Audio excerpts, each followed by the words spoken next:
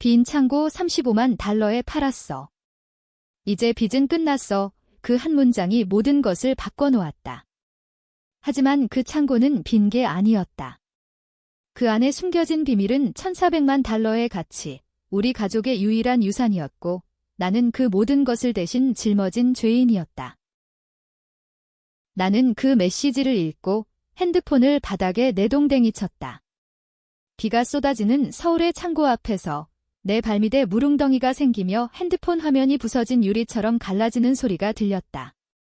언니는 왜 그랬을까? 아니, 왜 나한테 아무 말도 하지 않았을까? 그 순간 나는 결심했다. 이 배신을 용서할 수 없다. 복수를 하리라. 서울의 겨울은 항상 차갑고 비는 내 마음처럼 끝없이 내리쳤다. 나는 창고 문을 열고 안으로 들어섰다. 먼지가 쌓인 선반들 사이로 언니의 그림자가 스치듯 지나가는 환영이 보였다. 오빠, 이게 우리 미래야. 그녀의 목소리가 메아리쳤다. 하지만 이제 그 미래는 산산조각난 파편뿐이었다. 나는 김민준, 28살의 평범한 직장인이었다. 아니, 평범하다기보다는 가족의 그림자 속에 갇힌 존재였다. 우리 집안은 3대째 부동산으로 먹고 살았지만 아버지의 갑작스러운 죽음 이후 모든 게 무너졌다. 아버지는 서울 외곽의 오래된 공업단지에 있는 이 창고를 유일한 유산으로 남겼다. 겉으로는 낡은 빈 창고처럼 보였지만 그 안에 숨겨진 비밀은 우리만 아는 것이었다. 아버지의 젊은 시절 사업 파트너와 함께 쌓아둔 예술품 컬렉션 진귀한 한국 고미술품과 해외 도자기들이 그 안에 봉인되어 있었다. 가치는 최소 1,400만 달러. 하지만 아버지는 그걸 공개하지 않았다. 이건 우리 가족의 안전망이야, 민준아. 절대 팔지 마. 그 유언이 내 가슴을 짓누르고 있었다. 언니, 김소연은 나보다 5살 많았다. 그녀는 항상 가족의 강한 여자였다. 어머니가 병으로 쓰러진 후 그녀가 집안을 이끌었다. 나는 그냥 따라가는 역할이었다. 대학을 졸업하고 은행에 들어간 후 가족 빚을 갚기 위해 야근을 밥 먹듯 했다. 언니는 부동산 중개업을 했고 그 창고를 관리하는 일을 맡았다. 오빠, 걱정 마, 내가 지킬게. 그녀의 미소가 항상 나를 안심시켰다. 하지만 그 미소 뒤에 숨겨진 건 이제야 알았다. 그날 아침, 나는 회사에서 긴급 메시지를 받았다. 은행에서 온 거였다. 고객님의 대출 상환 확인. 추가 담보 해제. 나는 혼란스러웠다. 우리 집 빚은 아직 500만 달러나 남아 있었는데? 언니에게 전화를 걸었다. 언니, 무슨 일 있었어? 그녀의 목소리는 평소처럼 밝았다.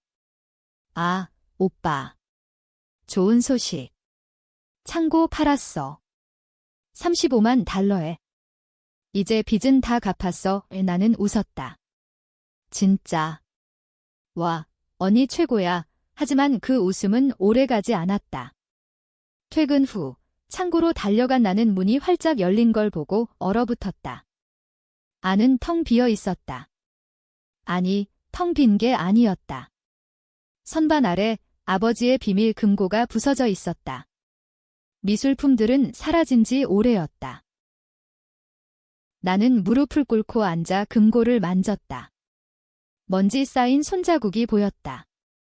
언니의 손, 그녀가 이걸 열었을 리 없다. 아니, 그녀가 열었을 거야. 왜 나한테 말하지 않았지? 그 순간 핸드폰이 울렸다. 언니의 메시지. 오빠, 이제 자유야. 우리 새 출발하자, 자유. 이건 배신이었다. 나는 창고 바닥에 주저앉아 울었다. 하지만 눈물은 곧 분노로 변했다. 언니, 내가 한 짓을 후회하게 해줄게.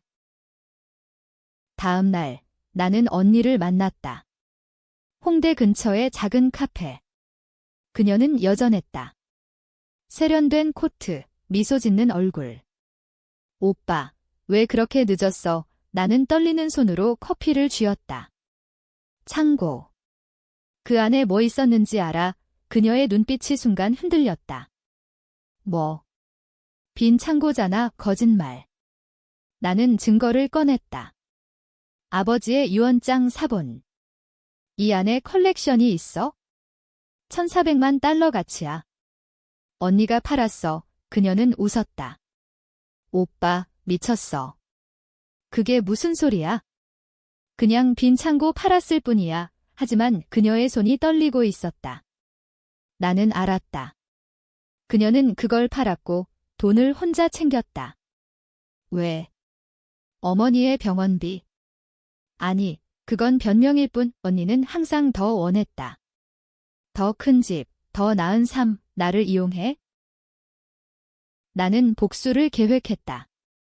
먼저 사실을 파헤쳤다. 부동산 거래 기록을 은행에서 훔쳐봤다. 은행 직원 신분으로 가능했다. 구매자는 언니의 오랜 친구, 이준호. 그는 부동산 개발자였다. 거래 가격 35만 달러.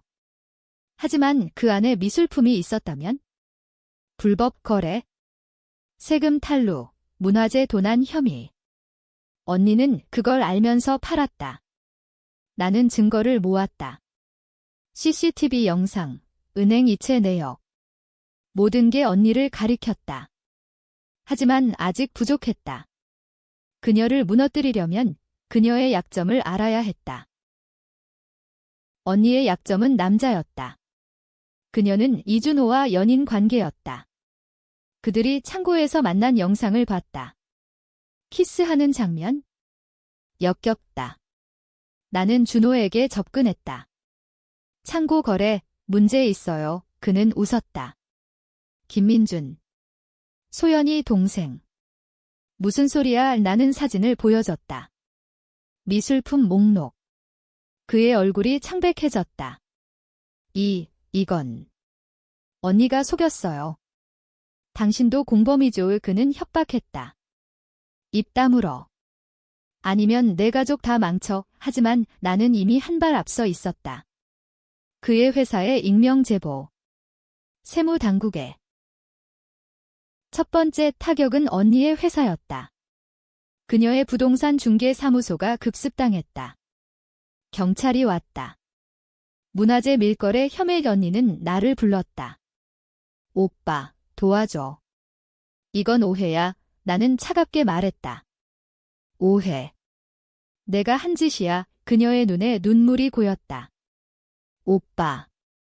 왜? 내가 나를 버렸으니까?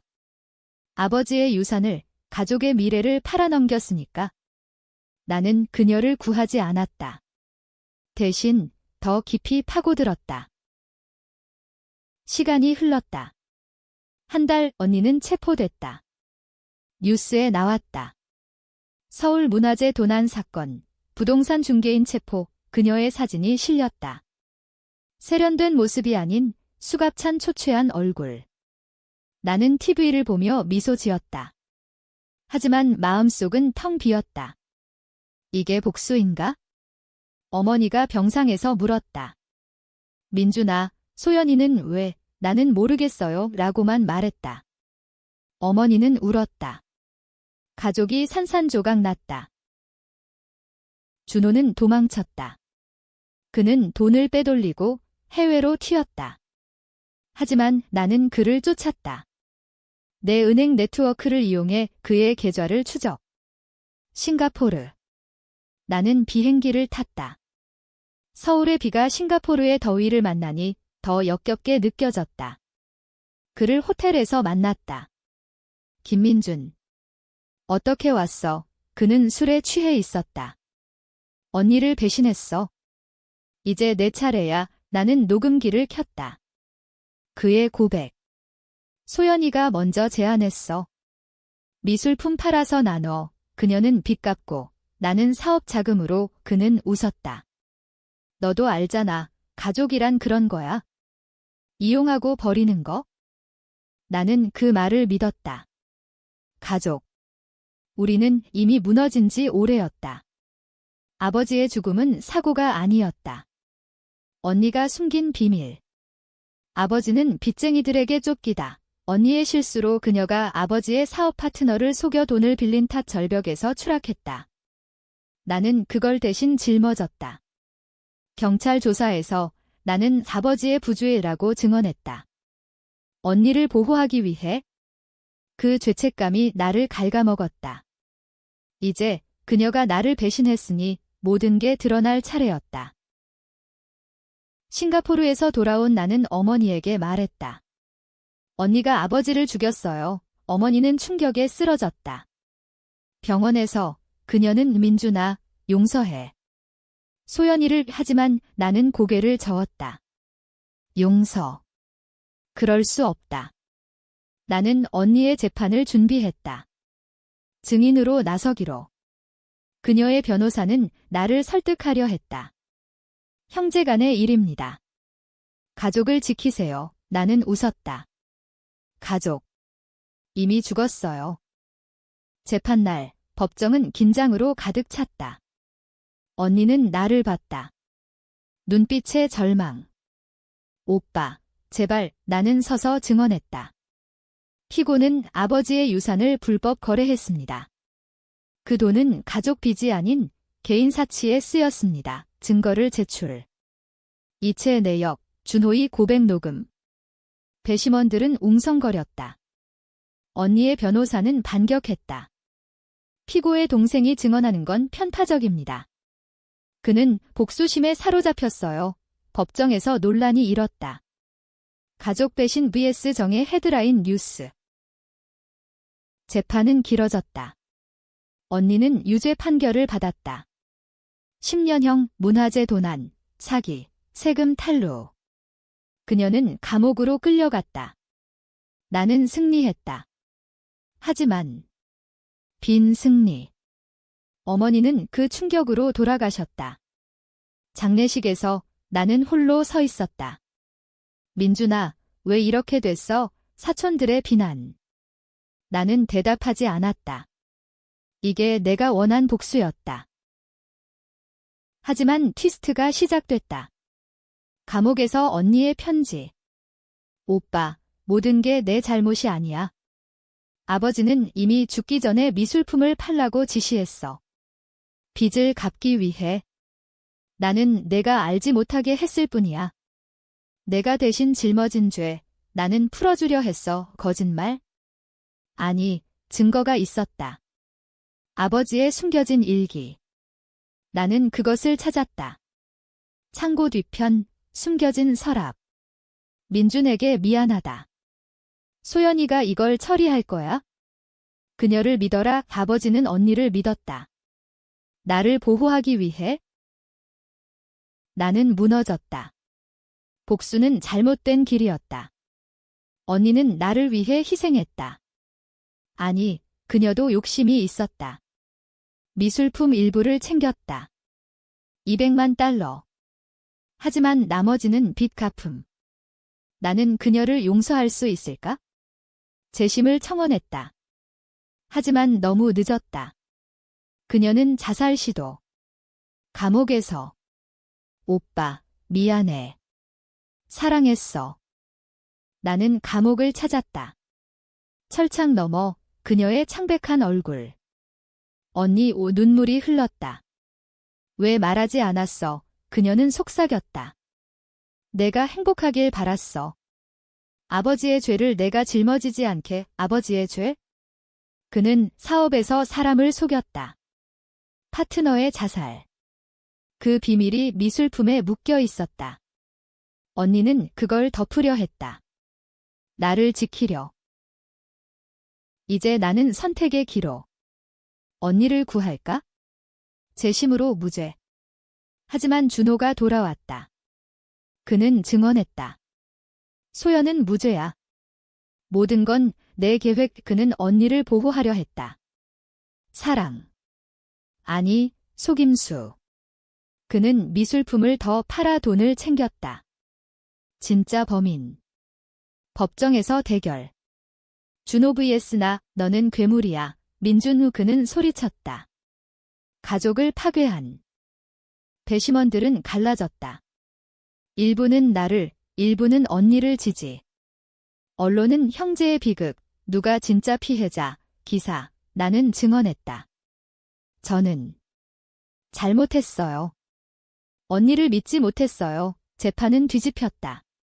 언니 무죄, 준호 유죄. 하지만 그녀는 이미 망가졌다. 정신병원으로. 나는 그녀 곁에 앉아 손을 잡았다. 언니, 미안해. 그녀는 미소 지었다. 오빠, 이제 끝났어. 우리 새로 시작하자. 하지만 새 시작은 없었다. 그녀는 회복되지 않았다. 나는 홀로 남았다. 복수의 대가. 시간이 흘러 나는 창고를 다시 샀다. 빈 공간. 하지만 그 안에 추억. 아버지, 어머니, 언니. 나는 미술품 일부를 복원했다. 박물관의 기증. 김가 컬렉션 뉴스에 나왔다. 하지만 내 마음은 여전했다. 후회와 분노. 준호의 재판. 그는 나를 노려봤다. 너 때문에 나는 말했다. 내 욕심 때문이야. 그는 20년형. 하지만 마지막에 그는 폭로했다. 소연은 임신했어. 내 아이 충격. 언니의 비밀.